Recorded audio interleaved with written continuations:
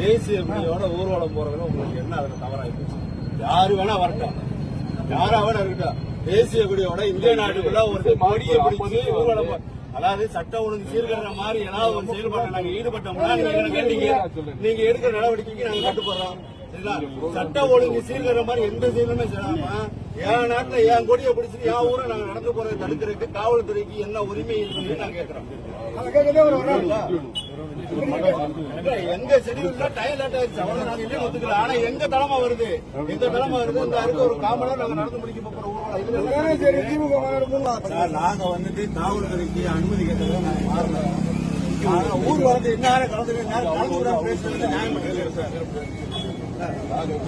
இல்ல. ஒரு இஸ்லாமியர் வந்து தேசிய கொடியை பிடிச்சு நடக்கக்கூடாதுன்னு இங்க காவல்துறை நினைக்கிறீங்களா? இல்ல, ஒரு இஸ்லாமியர் தேசிய கொடியை பிடிச்சு இந்தியாவில் நடக்கக்கூடாதுன்னு சொல்லி காவல்துறை நினைக்கிறீங்களா? அது சொல்லுங்க. இல்ல, அப்படி சொன்னீங்கன்னா நாங்க ஏத்துக்கிறோம். ஒரு இஸ்லாமியர் தேசிய கொடியை பிடிச்சு நடக்கக்கூடாதுன்னு நீங்க சொல்லுங்க, வேணா அதை வேணா ஏத்துக்கிறோம்.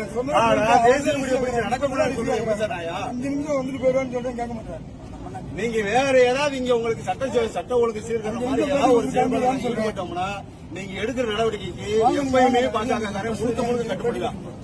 நீங்க மத்திய மாதிரி ஓடிலாம் முடிக்க வேண்டாம், நாங்களே உங்க கூட வந்து உட்காந்துக்கிடுவோம். அதெல்லாம் எந்த பிரச்சனையும் இல்ல.